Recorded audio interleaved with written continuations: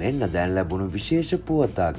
හිටපු ජනාධිපති මහින්ද රාජපක්ෂ මහතාට අයත් බැංකු ගිණුම් කිහිපයක රුපියල් කෝටි 93,000ක දැවැන්ත මුදලක් පවතින බවට සමාජ මාධ්‍ය ඔස්සේ විවිධ වාර්තා පළ වෙමින් පවතී. කෙසේ වෙතත් මෙම තොරතුරු තහවුරු කළ හැකි කිසිදු නිල මූලාශ්‍රයක් හෝ බැංකු වාර්තාවක් මෙතෙක් ඉදිරිපත් වී නොමැති අතර මේ හුදෙක් සමාජ මාධ්‍යයේ සංසරණය වන පුවතක් පමණක් බව ලංකා සී නිවුස් වෙබ් අඩවිය වාර්තා කරයි. මෙම ප්‍රකාශිත මුදලේ ඇති බැරෑරුම්කම සලකා බැලීමේදී රුපියල් බිලියන 930ක් යනු වර්තමාන විනිමය අනුපාත අනුව ඇමරිකානු ඩොලර් මිලියන 3කට ආසන්න මුදලකි.